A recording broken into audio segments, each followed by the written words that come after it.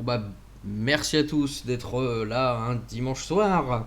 On va commencer cet atelier en vous présentant deux méthodologies de trading qui font partie des méthodologies sans indicateur technique, bon, qui sont des techniques, qui sont des méthodologies tout à fait basiques puisqu'elles se basent sur les fameux chandeliers japonais qui restent l'affichage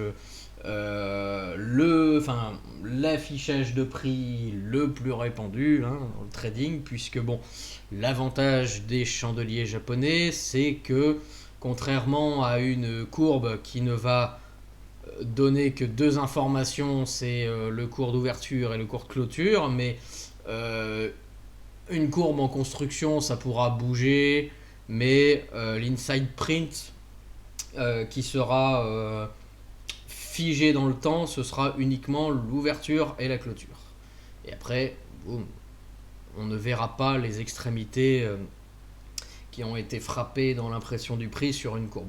L'avantage du chandelier japonais, c'est qu'il va vous donner donc 4 infos, 4 informations, le point d'ouverture, le point de clôture et les mèches qui correspondront aux endroits que le prix a frappé, ou le prix a imprimé des échanges euh, à la hausse, à la baisse par rapport au cours de clôture. Donc déjà, il faut savoir que le trading en chandelier japonais et le trading de figures chartistes, c'est un trading qui vous fera toujours agir avec un léger temps de retard. On n'est pas purement sur du trading de zone de prix, puisque c'est une méthode qui vous impose d'attendre un signal de confirmation avant de rentrer en position.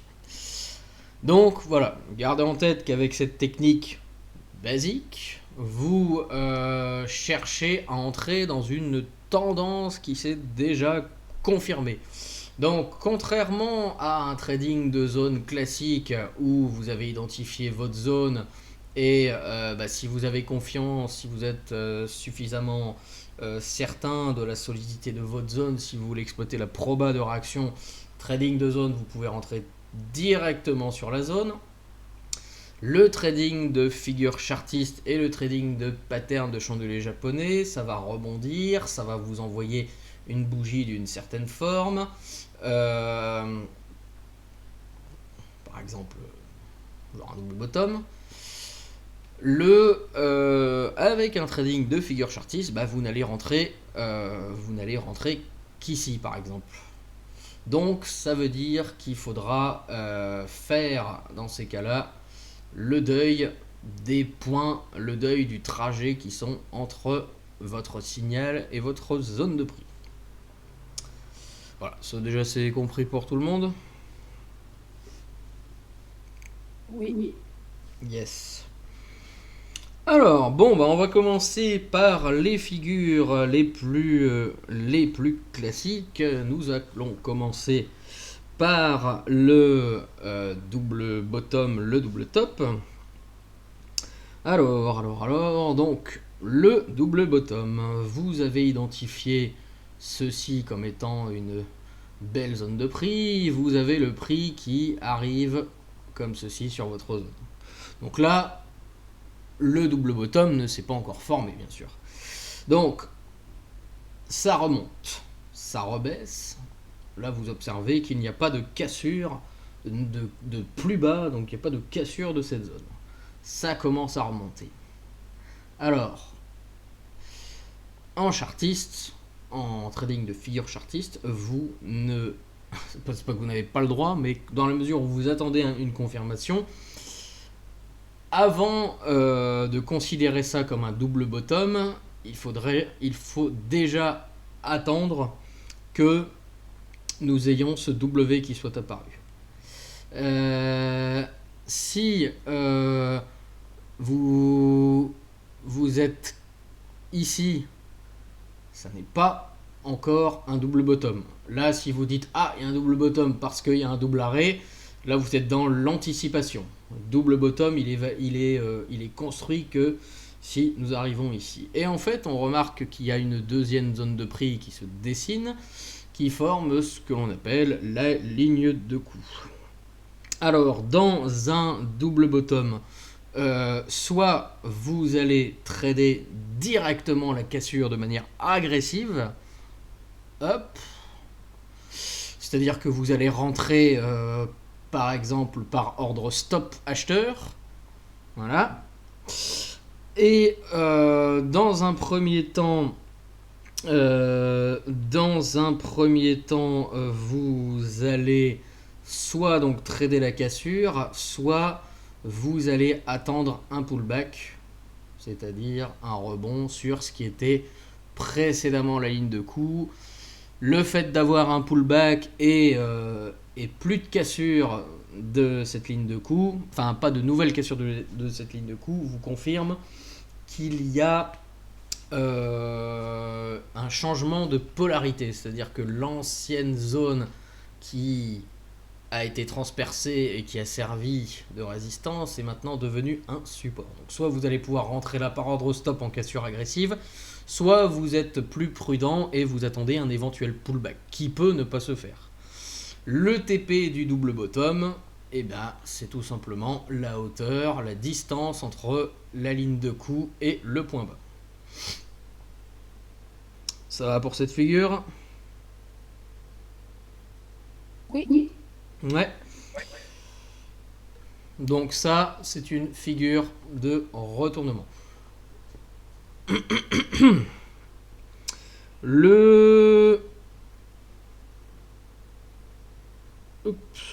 Excusez-moi. Le double top, c'est l'inverse. Double top, vous avez un marché qui monte comme ceci, qui bute sur une zone de prix. On a un échec. Mais à un moment donné, on a une deuxième zone de prix qui se dessine. On a un ricochet. Le prix remonte. Là, pareil. Si vous entrez là en vous disant il y a un double top parce qu'il y a un micro rebond, vous n'êtes pas dans le trading d'un double top, vous êtes encore une fois dans l'anticipation d'un double top. Un double top, c'est quand on a un M qui est déjà dessiné. Donc voilà, bien important de retenir, ce qui est frustrant avec le trading de figure chartiste, c'est que vous ne rentrerez pas tant que la figure n'est pas construite. Donc là, pareil, si vous voulez trader le double top, soit vous entrez en cassure, en ordre stop agressif à la vente sur la ligne de coup, soit vous attendez un éventuel pullback, ce qui confirmera que la ligne de coup a changé de polarité. Et donc le take profit, c'est la hauteur du double top, c'est-à-dire la distance entre la ligne de coup et la zone supérieure. Voilà, ça c'est le take profit d'un double top. Ça va jusque là?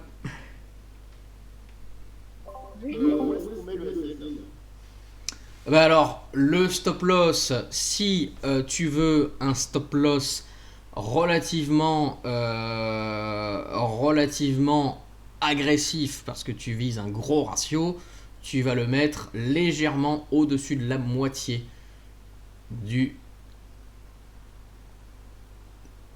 de la distance entre la ligne de coup et la ligne du top. Et idem pour le double bottom.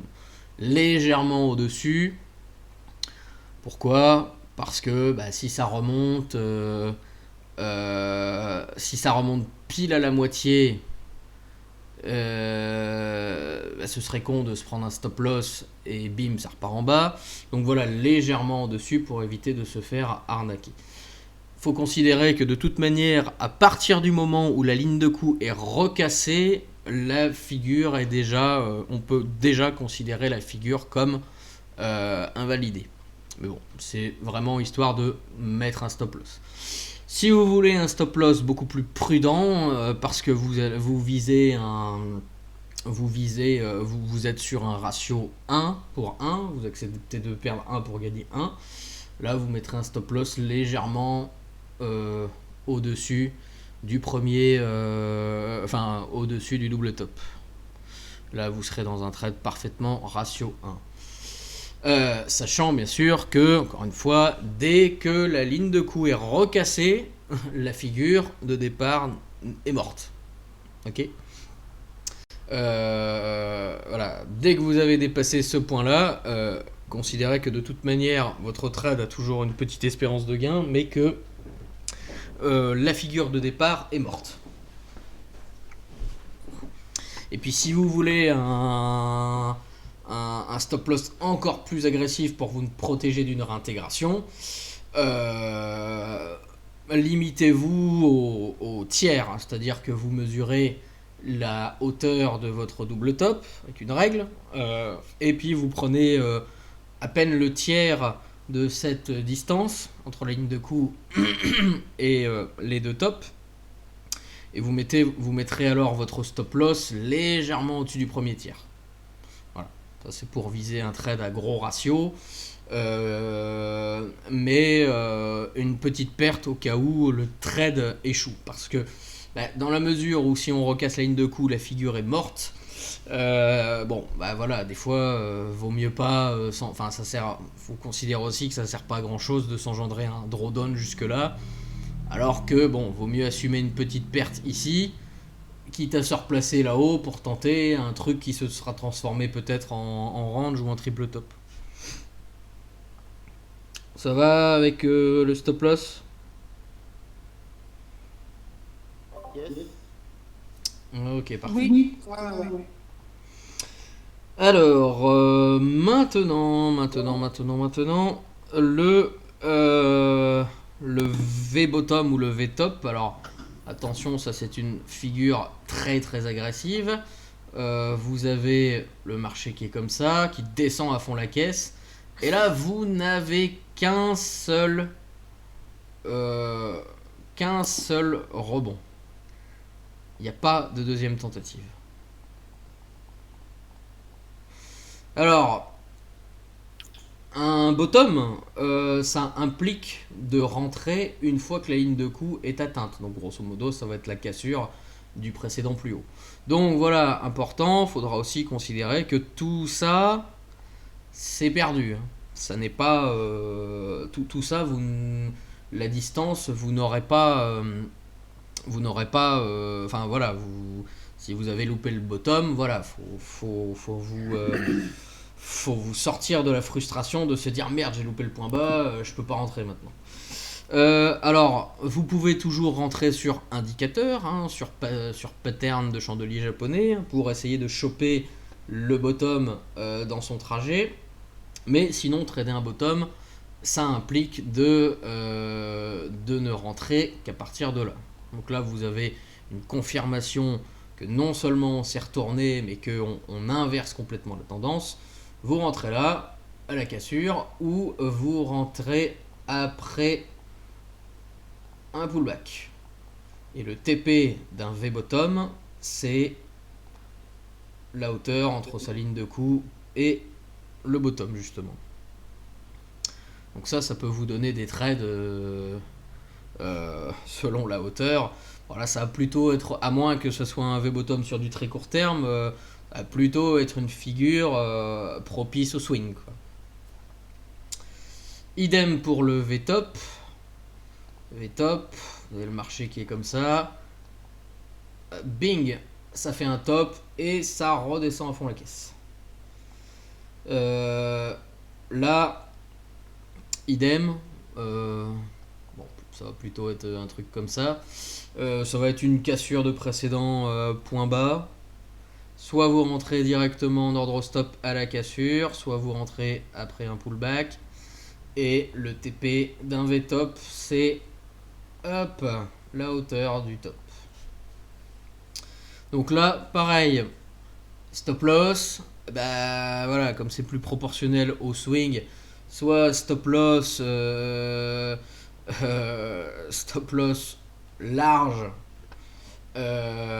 au niveau un peu au-dessus du premier top ou du bottom, si tu avais bottom, stop moins large. Stop moins large, bah là vous pourrez par exemple utiliser un Fibonacci, parce que les V-bottom et les V-top c'est souvent des très grandes distances. Vous allez utiliser votre Fibonacci et vous allez soit mettre un SL au 50% du top, soit un peu moins agressif, vous allez vous mettre au 38,2. De façon à ne pas vous faire vous prendre tout le drawdown dans le vent. Ok, ce qui vous fera des trades très intéressants en termes de ratio, si ça fonctionne. J'ai pas très bien saisi ça, en fait, pour être honnête. Pour la quoi? J'ai pas très bien saisi, en fait, ce que tu viens d'expliquer, l'explication. D'accord, je vais reprendre. Alors, attends, je vais aller sur TradingView.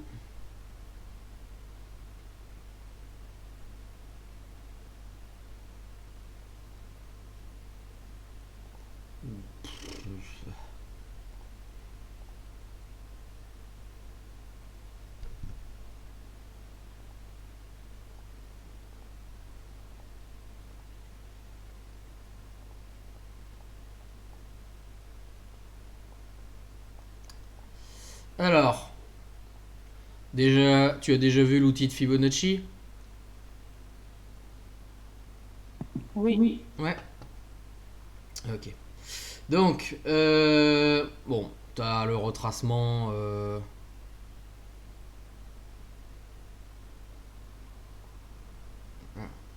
l'autre sens plutôt.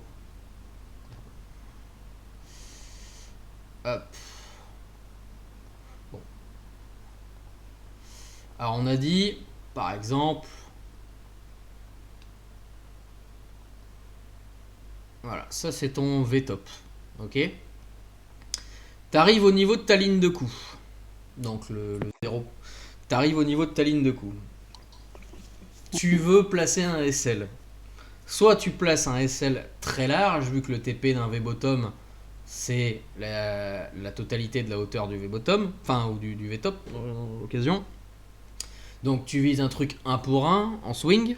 Maintenant, si tu veux quelque chose de moins large, Fibonacci, ça peut t'aider à trouver un niveau de stop plus approprié, un peu moins large, pour pas te faire avaler, pour pas te retrouver en perte,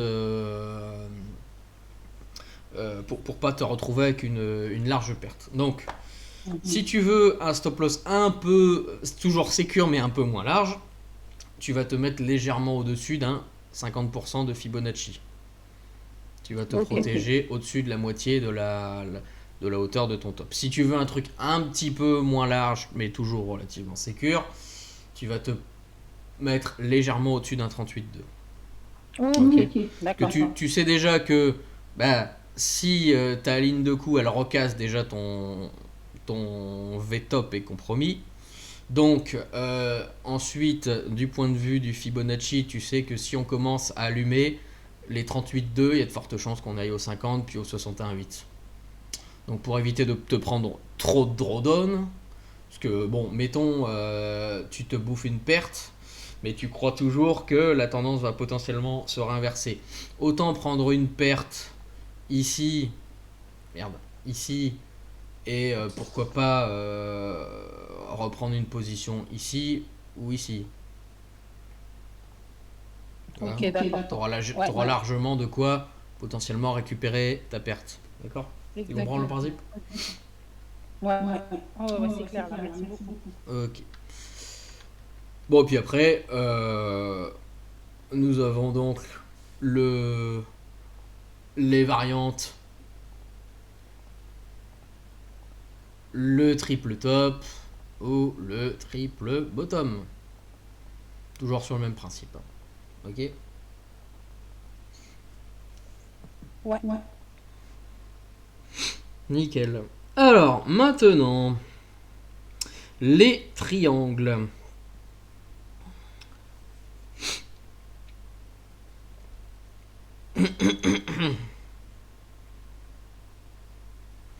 Les triangles. Nous allons d'abord voir le triangle symétrique. Alors, vous avez le marché qui fait ceci. Et là, vous voyez que la loi de dos haussière est cassée. Dans la mesure où les plus bas sont de moins en moins bas, mais les plus hauts sont de moins en moins hauts. Ça montre qu'il y a une forte compression du marché. Donc là, vous allez vous retrouver à trader deux zones obliques. Alors les triangles, c'est très vicelard parce que ça peut péter à tout moment, ça peut être réintégré. Mais bon, grosso modo, là, un triangle comme ceci, vous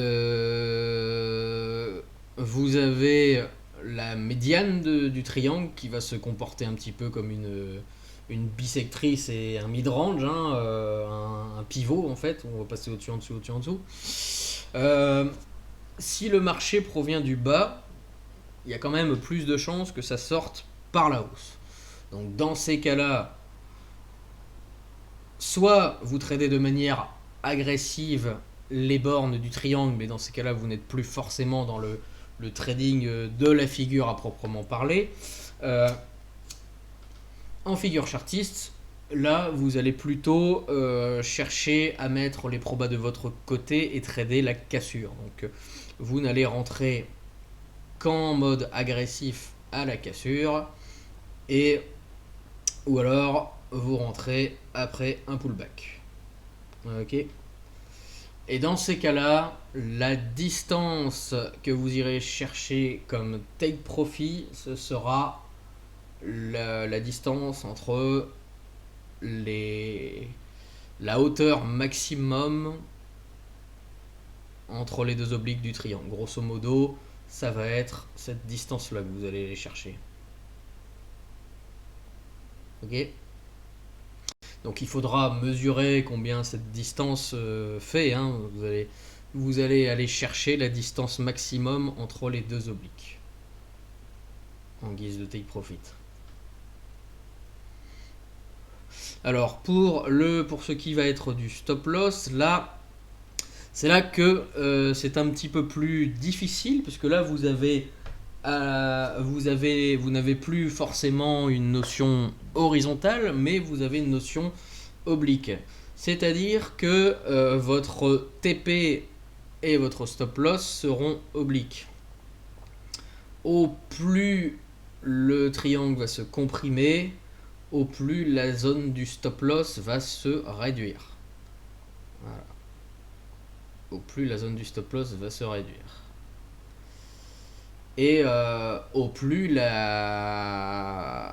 pareil, la distance que vous allez aller chercher à l'inverse va augmenter. Donc un triangle c'est plus vicelard parce que vous allez miser sur des plus gros ratios. C'est-à-dire que vous allez risquer, vous allez chercher à risquer ça pour gagner ça. Donc c'est vrai que ça, dans la mesure où le stop loss est de plus en plus près, ça réduit quand même votre espérance de ne pas vous faire toucher votre stop loss. Parce que vous êtes bien d'accord que ici sur une pointe de triangle, c'est très facile d'avoir un cas comme ça. Boum, ça touche votre stop loss, ça tente une fausse cassure du triangle, ça réintègre le triangle, ça recasse par le haut. Voilà, d'où le fait que les triangles sont assez dangereux à trader. Alors maintenant, vous avez comme variante le triangle ascendant. Donc là, on ne sera plus sur un triangle symétrique.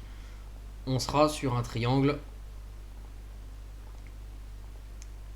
qui aura tout le temps la même zone horizontale supérieure. Donc les plus hauts seront au même endroit, les plus bas seront de moins en moins bas. Donc ça, c'est une figure de compression et de continuation de tendance. Ça vous montre que les vendeurs sont balayés au fur et à mesure par les acheteurs et que bon voilà, même si les acheteurs n'arrivent pas pour le moment à passer, il y a de moins en moins de tentatives de vendeurs. Donc ça augmente le risque, enfin ça augmente l'espérance de sortir par le haut.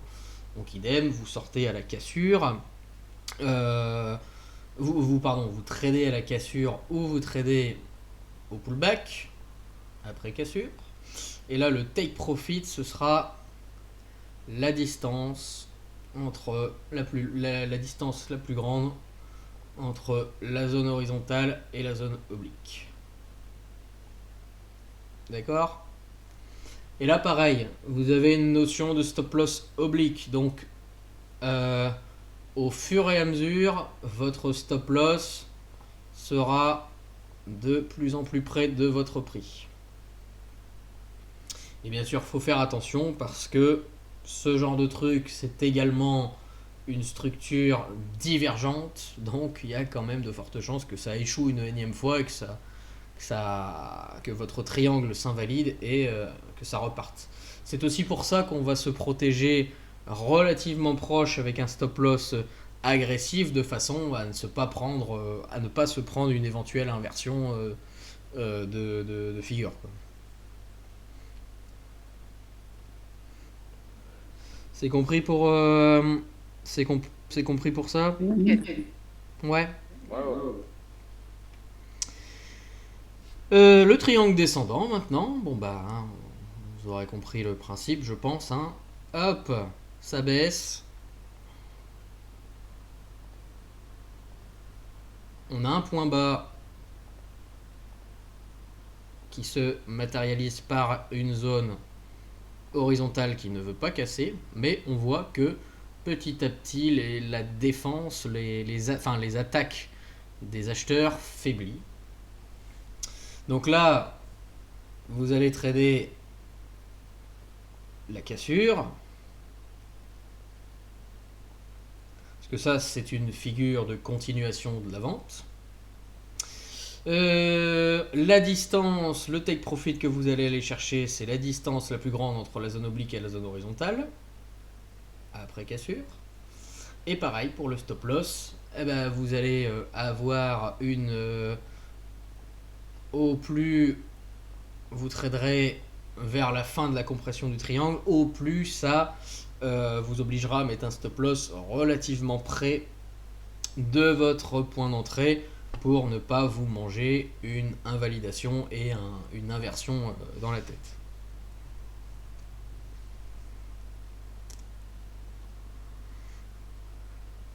C'est beau? Ouais, c'est bon pour moi.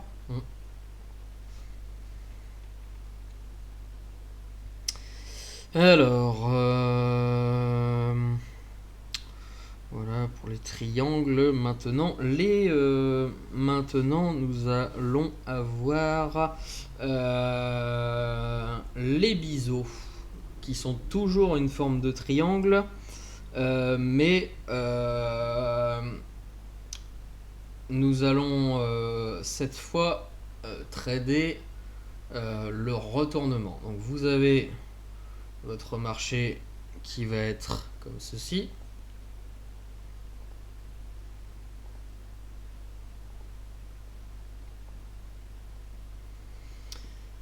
Attendez, non, j'ai raté mon dessin. Oups.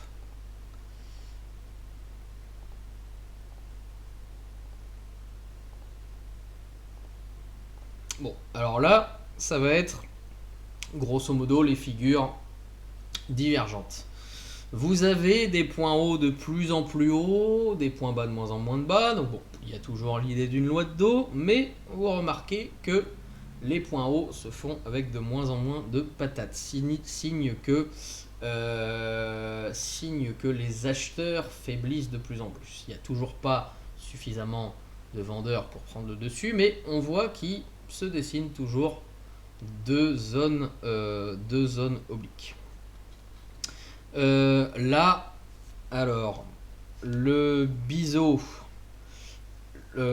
ascendant comme ceci, là on sera plutôt dans une figure de retournement où vous allez tenter de rentrer à la cassure de la zone oblique, donc soit de manière agressive ici, soit en ayant attendu un éventuel pullback, c'est-à-dire une sortie, une tentative de remonter jusqu'à l'oblique inférieur qui n'aura pas réussi toutefois à la réintégrer. Ok.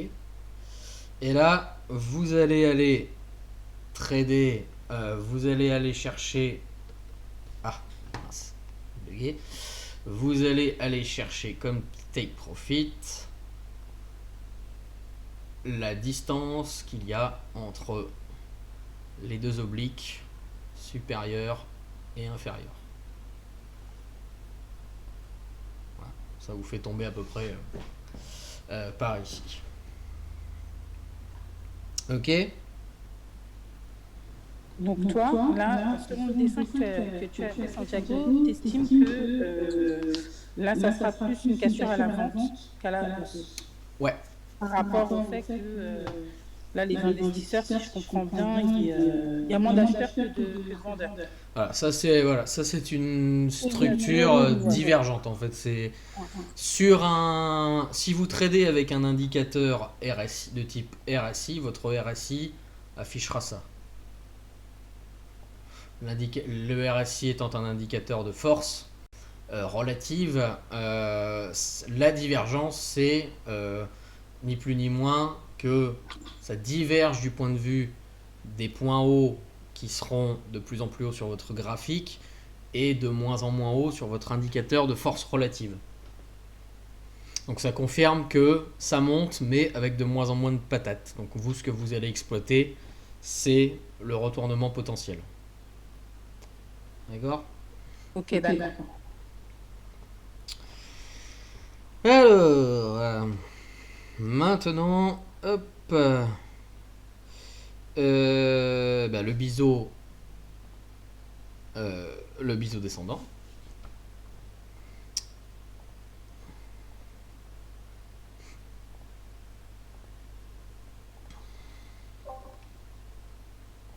J'ai une question. Vas-y Antoine. Est-ce qu'il existe des études qui ont montré, qui ont mesuré la probabilité qu'une figure des types dont tu nous as présenté fonctionne ou au moins débouche sur le sens dans lequel on a tendance à catégoriser les patterns? Oui, tout à fait. Oui.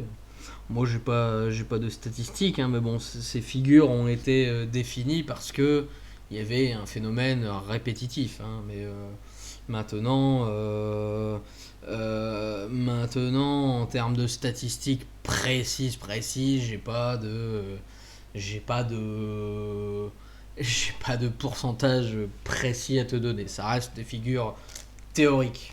Ouais. T'es sur quelque chose qui a quand même, comme à peu près toute stratégie, qui a, d'après ce que j'ai lu, qui a à peu près 70-30% de chances de réussite.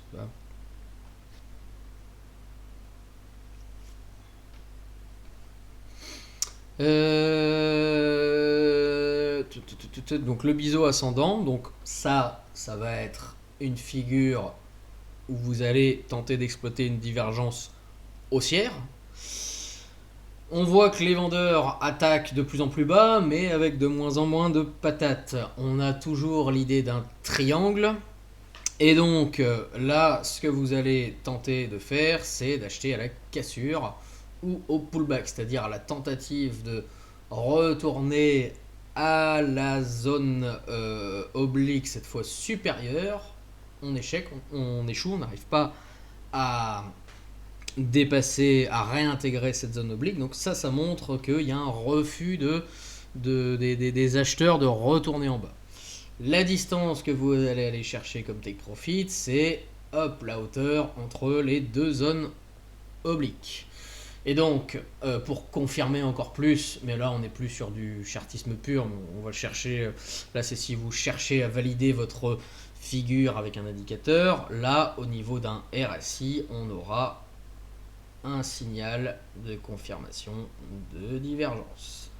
Avec des points bas de plus en plus bas sur le graphique et des points bas de moins en moins bas sur le RSI. C'est ça la divergence. Divergence, c'est une figure de divergence haussière. C'est bon pour ça? Ok. Nickel. Alors maintenant, bon bah nous allons voir les, comment dire, toujours pour rester dans dans les figures angulaires. Vous allez aller chercher. Nous avons ensuite là, nous avons vu des triangles compressifs. Maintenant, nous allons voir le porte-voix, c'est-à-dire le triangle d'élargissement. Vous avez votre marché comme ceci.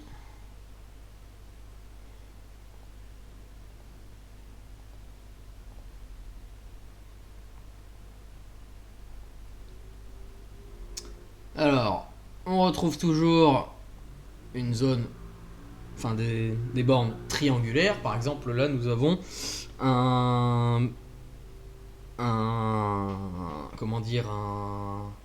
porte-voix d'élargissement à angle droit. Donc, c'est-à-dire que nous avons une zone parfaitement horizontale et une zone oblique. Donc là, deux façons d'exploiter cette figure un peu dangereuse. Soit là, vous allez trader la cassure ou le pullback après cassure.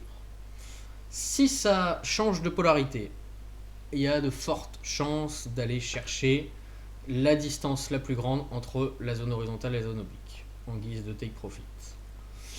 Et à l'inverse, si vous êtes contre-tendanciel, là vous allez tenter la vente de cette figure. Et là vous savez que il y a de fortes chances d'aller chercher la zone oblique inférieure. Ce qui dans les deux cas vous fait un trade avec un ratio assez important. Pour ce qui est du stop loss, vous allez cette fois pouvoir, si vous voulez un stop pas trop large, reporter la distance la plus étroite entre la zone horizontale et la zone oblique, c'est-à-dire cette distance-ci. Ce qui pourra vous donner un stop loss intéressant si vous tentez ce trade-là, et ce qui pourra également vous donner un stop loss intéressant si vous tradez la hausse. Ok, comme ça vous protège de toute la réintégration de la figure.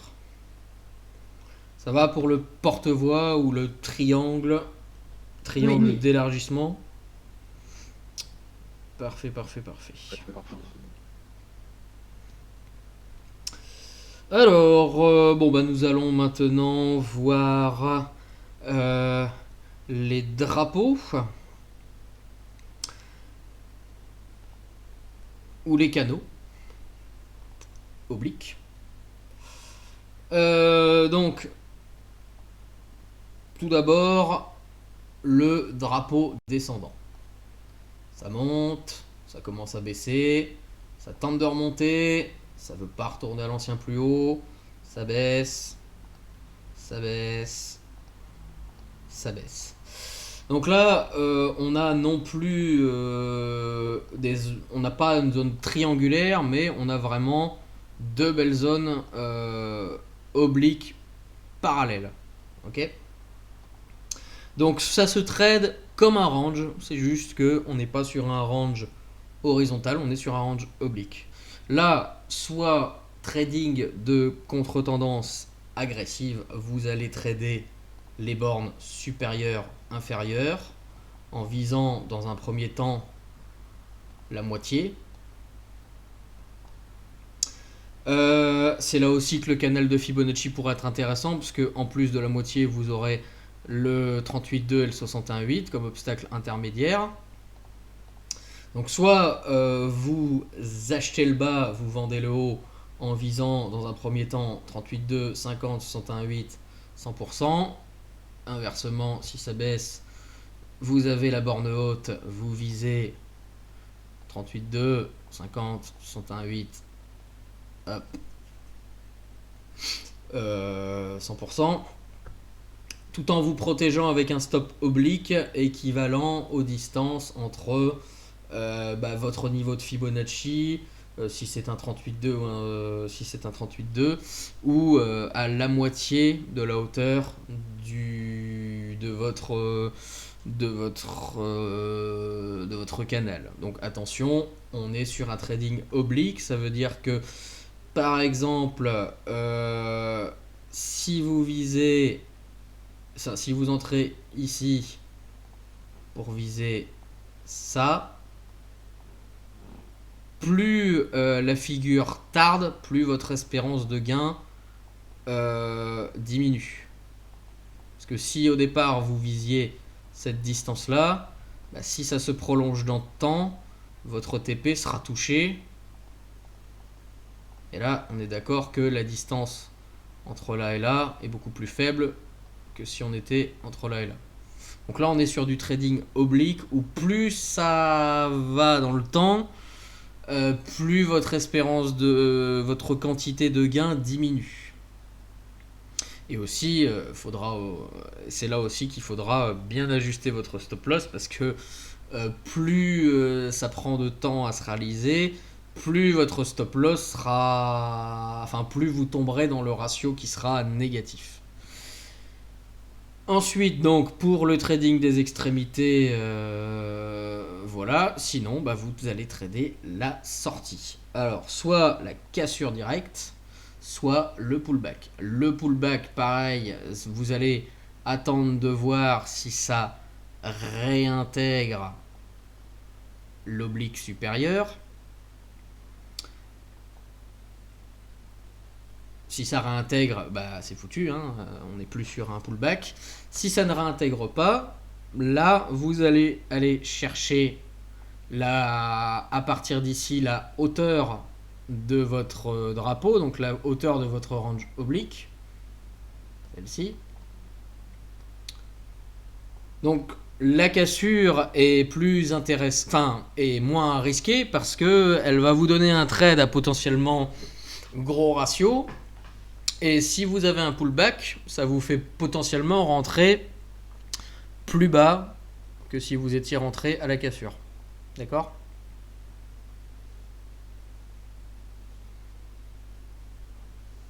Là, tout le monde comprend bien le principe.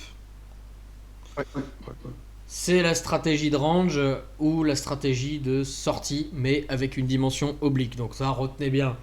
Au plus ça dure, au plus quand vous tradez les extrémités en contre-tendance, au plus votre espérance de gain va diminuer, la quantité de gain va diminuer avec le temps. Et au moins il faudra élargir votre stop loss, sinon vous tombez dans le ratio négatif. Ok, donc voilà, un drapeau descendant, on va essayer de viser la cassure haussière. Un drapeau ascendant. Un drapeau ascendant. Un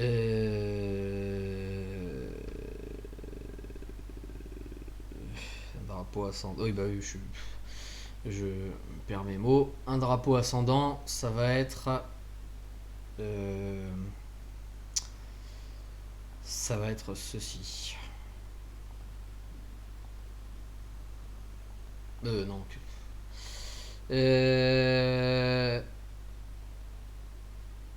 Oui, c'est ça, oui. Attends.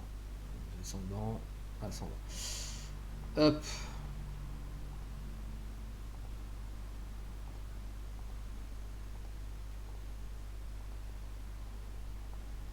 Là, on n'a pas de figure triangulaire, on a une figure canalaire avec deux bornes parallèles. Donc, même principe, vous allez trader les extrémités en visant le bas pour viser le haut. Donc là, idem, canal de Fibonacci, ça va être intéressant pour voir les obstacles intermédiaires. 38,2, c'est un 8, 50. Donc vous allez viser le bas pour aller chercher le haut, ou vous allez trader le haut pour aller viser le bas. Même principe, il y a toujours l'obliquité à prendre en compte. Et donc, au plus la figure va traîner, au moins votre espérance de gain va être grande. C'est-à-dire que si vous rentrez là et que vous visez un retour ici, mais que ça met beaucoup plus de temps, c'est-à-dire qu'au lieu de redescendre d'un coup, la descente, elle va prendre tout son temps, et bien là, oui, c'est sûr que la distance entre ici et ici, la distance entre ici et ici, elle est moins grande que entre ici et ici. Donc là, il faudra aussi faire gaffe à la quantité de points que vous allez perdre, et il faudra aussi faire gaffe à ne pas trop élargir votre stop loss, sinon pareil, vous rentrez dans le ratio négatif. Et autrement, drapeau ascendant, vous allez, si ça casse, trader direct la cassure ou le pullback, et vous irez chercher la hauteur entre les deux bornes pour avoir le take profit. Ça va pour les canaux ascendant et descendant? Oui. Ok. Et puis bah donc le range classique, parce que un range classique c'est un canal, c'est juste que au lieu d'être un canal oblique, c'est un canal horizontal avec deux bornes horizontales et parallèles. Donc pareil, trading de cassure, trading de range. Vous achetez en bas, vous visez le haut. Vous achetez le haut, vous visez le bas. Les Fibonacci, ce sera intéressant pour vous donner des niveaux intermédiaires en plus des 50%. Ok. Et vous pouvez trader les sorties directement à la cassure. Vous attendez un pullback. Hop. Et vous pouvez aussi trader pour les trois d'ailleurs, la réintégration. Si vous voyez que le pullback échoue, ça réintègre. Cette fois, ça fait un pullback à la baisse. Hop, vous pouvez aller chercher le bas. Si ici ça casse, ça réintègre, ça fait un pullback à la hausse, vous pouvez rentrer ici pour aller viser le haut. Voilà. Trading de réintégration, trading de sortie ou trading à l'intérieur. Ça va pour les trois types de canaux, donc voilà, retenez, bon c'est con, mais retenez qu'un range est un canal horizontal en fait. J'arrive. Je vais juste pause, me chercher de l'eau. N'hésitez pas si vous avez des questions.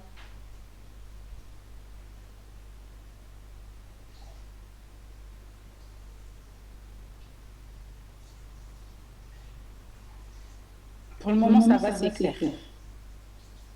Du moins, je saisis.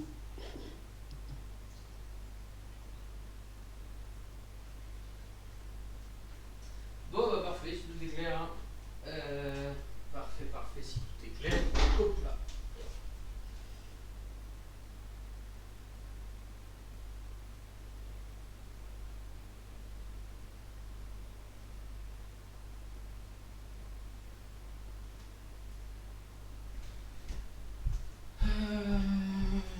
Excusez-moi, je remonte juste ça. Alors, nous allons maintenant voir. Qu'est-ce qu'il nous reste à voir? Bon, il nous reste à voir la Head and Shoulders, l'épaule tête-épaule. Enfin, encore 2-3. L'épaule tête-épaule. Bon, l'épaule tête-épaule. Hop. Vous avez votre marché qui casse une première zone. Il échoue à monter, il remonte et il redescend.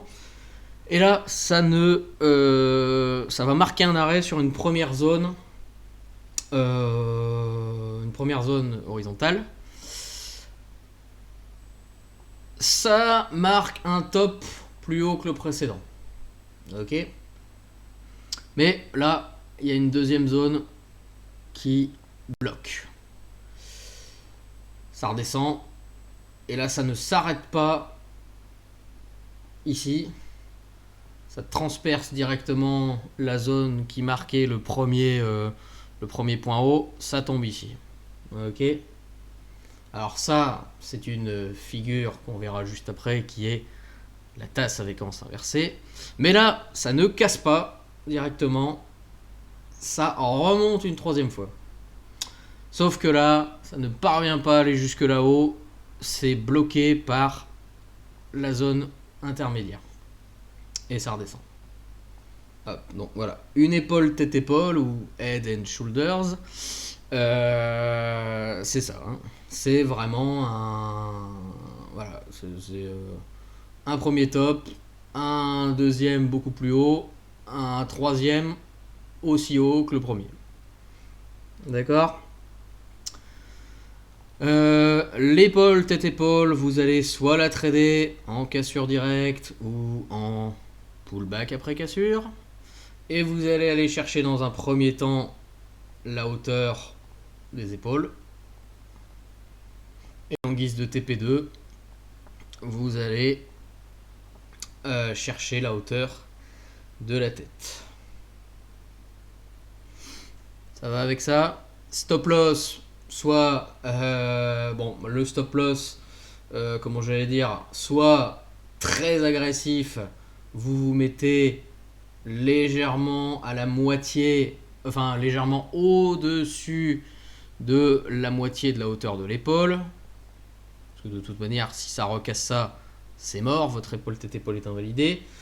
Stop loss un poil plus large, si vous visez le TP total de la hauteur de la tête, légèrement au-dessus de la hauteur des épaules. Ok ?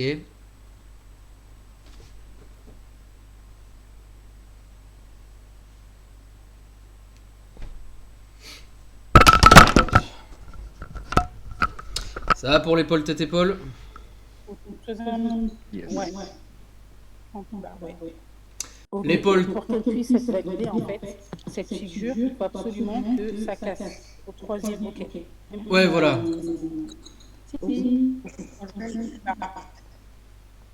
Si t'as ça, c'est pas encore une épaule tête-épaule, tu vois. On peut parler d'épaule tête-épaule à partir du moment où t'as vraiment ça, quoi. Donc ça, attention à l'anticipation, hein, parce que ça, encore une fois, ça... Ah putain, il y a une épaule tête-épaule. J'attends. Ah, je vais shorter là parce qu'il y a une épaule tête-épaule. Non, là, vous êtes dans l'anticipation de la création d'une épaule tête-épaule, mais on n'est pas dans le trading de la figure à proprement parler. Voilà, le trading chartiste, le trading de figure, encore une fois, ça reste frustrant dans la mesure où c'est du trading où vous allez attendre un signal de confirmation de toute manière. Donc ensuite nous avons l'épaule tête-épaule inversée, le cas inverse. Hop, ça descend, ça marque un bottom, ça remonte, ça bloque sur une zone. Ça bloque sur une zone. Ça marque un bottom plus... Ça marque un bottom beaucoup plus bas. Ça remonte jusqu'au premier. Donc là... ça c'est potentiellement une figure de tasse, mais ça ne casse pas directement, ça retombe.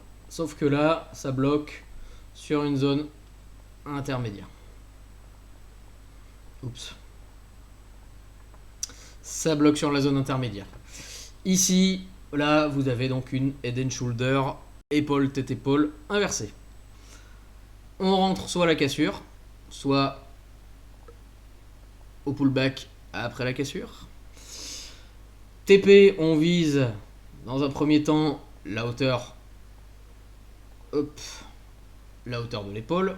Dans un deuxième temps, la hauteur de la tête.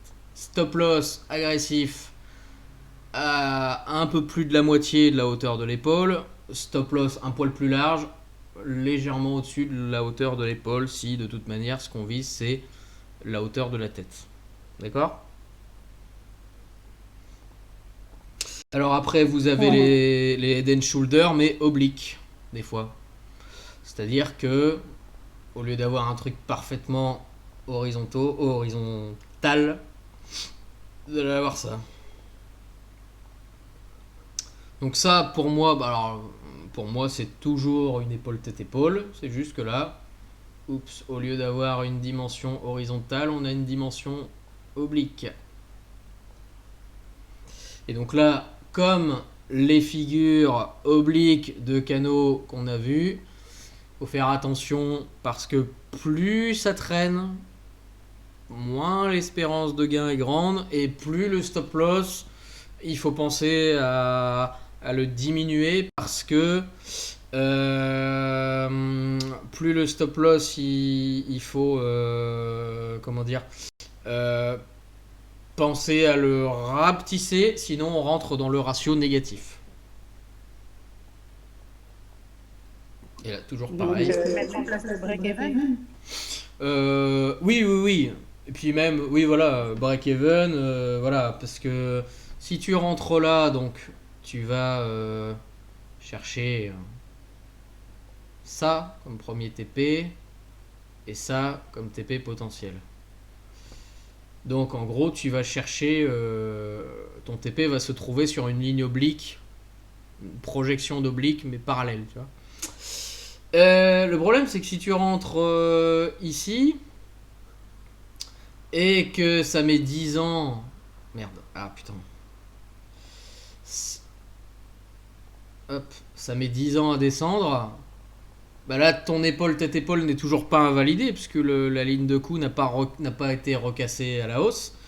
Mais bah tu vois là, si ça se prolonge, putain, ça se prolonge. Et bah au fur et à mesure du temps, ton TP, il sera peut-être lui-même plus profitable en fait, tu vois. Ouais. Vu que tu visais ça, bah, ton TP diminue avec le temps en fait. Et vu que ton stop loss lui va suivre pareil une oblique parallèle à la ligne de coup, mettons que ton stop loss est là, mettons qu'initialement ton stop loss est ici, bah, tu vois que si tu ne baisses pas ton stop loss, au bout d'un moment non seulement tu gagnes plus rien, mais en plus ton stop loss il est à beaucoup plus haut que prévu, tu vois. Il va se retrouver ici au lieu alors qu'à la base il était ici. Voilà. Ce sont les petits risques qu'il y a sur une figure oblique. Alors, maintenant, l'intermédiaire entre le double top ou le double bottom et l'épaule tête épaule ou l'épaule tête épaule ou l'épaule tête épaule normale ou l'épaule tête épaule inversée, nous avons la cup with handle ou la tasse avec anse. Alors, la tasse avec anse, c'est quoi? C'est un double bottom karaté, grosso modo. Oups. Premier bottom. Ça monte. Ça ne franchit pas un obstacle. Ça retombe. Et là, grosso modo, à la moitié de la hauteur du premier bottom, ça refuse de baisser. Et ça rentre. On a donc une tasse avec anse. Figure de retournement.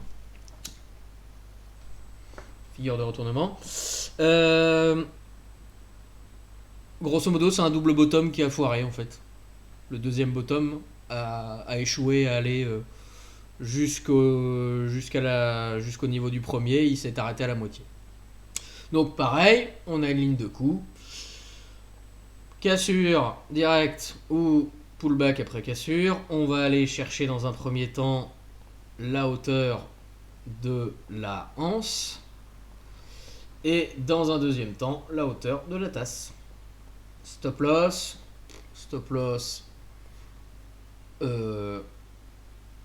Pardon. Stop loss légèrement en dessous de la hauteur de la tasse, stop loss un peu plus proche, un peu plus agressif, légèrement en dessous de la moitié de la pardon, légèrement en dessous de la moitié de la hanse. Parce que de toute manière, si ça revient à l'intérieur de la ligne de coup, la figure est morte. Bon, voilà, plutôt s'engendrer une petite perte, sachant que potentiellement on pourra rentrer ici. Comprenez l'idée? Ouais, je comprends la stratégie. Voilà. Maintenant, la tasse avec anse inversée. Oups. Tasse avec anse inversée. Le marché décrit un top. Ça baisse. Ça ne franchit pas un obstacle. Ça remonte. Mais là, à la moitié du premier top, ça échoue à monter tout en haut. Donc, de la même manière que la tasse avec anse, c'est un double bottom raté, la tasse avec anse inversée, c'est un double top qui a raté. Ça n'en est pas moins une figure de retournement qu'on va chercher à trader en cassure, direct ou en pullback, avec TP1, la hauteur de la hanse, TP2, la hauteur de la tasse.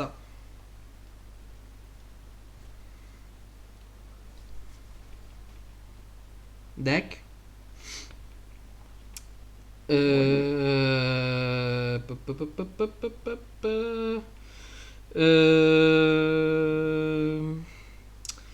Qu'est-ce qu'il me reste d'autre à voir? Le diamant. Le diamant. Alors, le diamant, c'est une figure assez puissante. C'est rare, c'est relativement rare à observer. Le diamant ou losange ou double triangle. Dans l'idée, vous allez avoir un marché comme ça.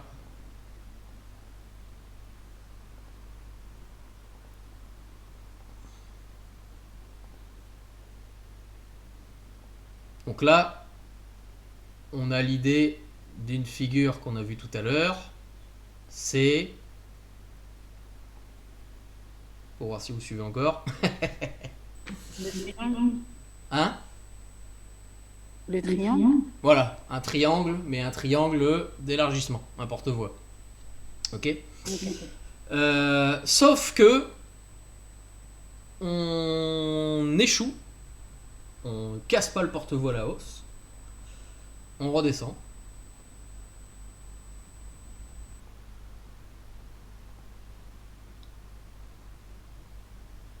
On remonte, mais cette fois, on ne va pas à la zone oblique, on s'arrête. Ici. On redescend. Mais là, cette fois, on ne va pas à l'oblique inférieur, on s'arrête avant. On remonte. Voilà.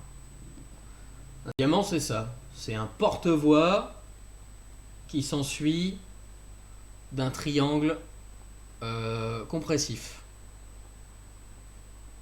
Le tout forme un losange, en fait. D'accord. On a un triangle d'élargissement, puis un triangle de compression. Donc le tout forme une figure en losange. Alors ça, quand ça pète, souvent ça fait très mal, parce que si ça pète à la hausse, vous avez un diamant de continuation, et là, vous allez aller chercher comme TP la hauteur maximum du diamant. Okay. Et si ça pète à la baisse, vous allez chercher également la hauteur maximum du diamant. Donc dans les deux cas, quand c'est une figure de retour de continuation, ça fracasse violemment vers le haut. Et si c'est une figure de retournement, ça fracasse méchamment vers le bas. Donc là, vous avez le diamant en sommet après un mouvement ascendant. Et de même, vous avez le diamant de descente. C'est-à-dire, hop, le marché est en train de baisser, ça heurte un point bas, ça monte, ça va plus bas, ça va plus haut, ça va plus bas, ça va plus haut. On a notre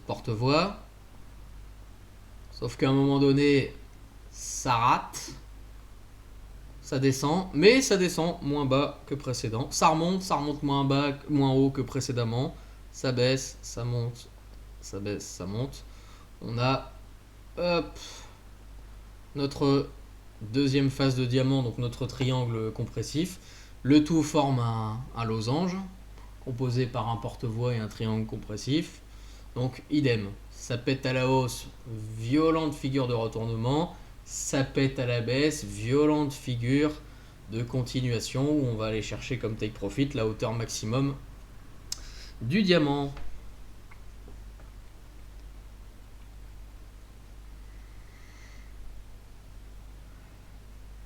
Bon bah voilà, du coup on a vu la totalité des patterns chartistes, les patterns de figures chartistes. Hop. Alors je vais couper l'atelier, la première partie de l'atelier maintenant.